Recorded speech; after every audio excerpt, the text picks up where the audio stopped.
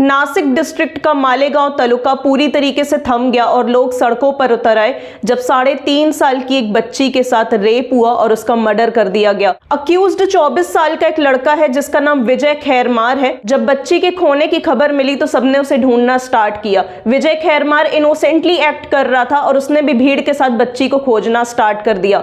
बाद में अपने अनयूजुअल बिहेवियर की वजह से ये पकड़ा गया। मैं आपको ये केस समझाने नहीं आई थी, मैं आपको जुडिशियल सिस्टम के कुछ मेजर क्रैक्स बताने आई हूं जो नॉर्मल पब्लिक को पता नहीं होते हैं। आपको पता है जब भी कोई पर्सन दूसरे पर्सन के अगेंस्ट क्राइम कमिट करता है तो केस का नाम कुछ ऐसे लिखा जाता है, ABC versus state of Uttar प्रदेश, आंध्र प्रदेश या कोई भी स्टेट। इसका बहुत इंपॉर्टेंट मीनिंग है, यानी जब भी कोई पर्सन क्राइम कमिट करता है तो वो किसी इंडिविजुअल के अगेंस्ट ही क्राइम नहीं होता है, वो पूरी सोसाइटी के अगेंस्ट एक क्राइम कमिट करता है। इसीलिए जो विक्टिम है उसकी तरफ से स्टेट केस फाइट करता है। So for example Surendra Koli versus state of Uttar Pradesh. Surendra Koli Nithari हत्याकांड का एक अक्यूज्ड। निठारी हत्याकांड में टोटल 19 डेथ्स हुई थी बट ट्रायल सिर्फ 13 केसेस का हुआ था। सुरेंद्र कोली को सुप्रीम कोर्ट ने 2011 में डेथ सेंटेंस सुना दिया for the rarest of the rare crime. अब ये जो डेथ सेंटेंस था ये 13 में से एक केस के लिए सुनाया गया,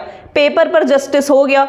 अब 2010 से 2021 के बीच बाकी 12 केसेस का ट्रायल शुरू हुआ। आप लोग हमेशा बोलते हो कि ऐसे क्रिमिनल्स के केसेस लॉयर्स आखिर क्यों लड़ते हैं। देखो, कॉन्स्टिट्यूशन ऑफ इंडिया हर इंसान को, चाहे उसने कुछ भी किया हो, उसको आर्टिकल 21 में फेयर ट्रायल का राइट देता है। अगर किसी पर्सन ने कोई क्राइम कमिट किया है और उसे कोई लॉयर रिप्रेजेंट नहीं कर रहा है, इन्वेस्टिगेशन प्रॉपरली नहीं हुई है, तो कोर्ट उसे रिलीज कर देगा। और ठीक यही चीज हुई सुरेंद्र कोली के केस में। उसे कोई लॉयर रिप्रेजेंट नहीं कर रहा था। मैजिस्ट्रेट यही नहीं प्रूव कर पाए कि सुरेंद्र ने अपना क्राइम वॉलंटरली कन्फेस किया है। स्टेटमेंट्स कॉन्ट्रडिक्टरी थे, क्राइम सीन प्रॉपरली सिक्योर नहीं था, पुलिस ने उसके साथ टॉर्चर किया था एंड फॉरेंसिक्स बुरी तरीके से फेल हुई। बेसिकली 2011 वाले फर्स्ट केस में पुलिस ने जो एविडेंस पेश किए थे उन्हीं एविडेंस को बार बार कॉपी पेस्ट करते हुए 12 केसेस में प्रेजेंट किया। कुछ फ्रेश था ही नहीं और इन्वेस्टिगेशन पूरी तरीके से फॉल्टी थी। इसीलिए सुप्रीम कोर्ट ने 2011 में जो डेथ सेंटेंस सुनाया था उसे रिकॉल किया